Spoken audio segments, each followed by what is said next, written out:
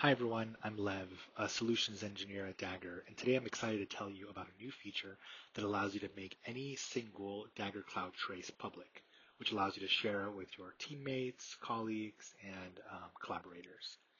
A few months ago, we launched a feature that allows you to make any public repository have visible traces. This has been great for open source projects that are running Dagger as a part of their CI process, because then every contributor to that project is able to see all the cloud traces and get that rich visibility and observability into the CI pipelines.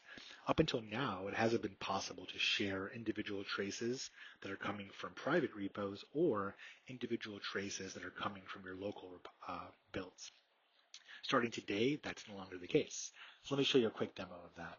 Here in my terminal, I have I'm working in prompt mode, talking to an LLM, asking it to make me a container with Ruby, install Jekyll, and run it.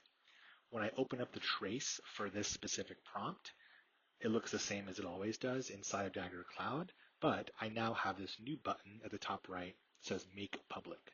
When I click on it, I can type in publish to confirm, and from this point on, anybody with this link is able to see that trace. So this has been a really highly requested feature, especially as we've launched this LLM capability, because very often you're working with the LLMs and building your agent workflows in your local environment. So being able to share the work that you've done locally with your colleagues is a great way to kind of collaborate, get advice, feedback, etc.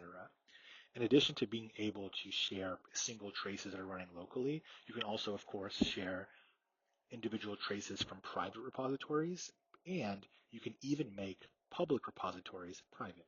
So for example, here I have a project called Snippetbox. This is an open source repository of a project that I built that I use to demonstrate various functionality in Dagger. You'll notice that here, instead of saying make public, it says make private. If I click on this, then this individual trace for this public project is also now private.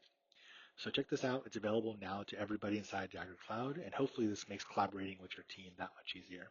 Thanks.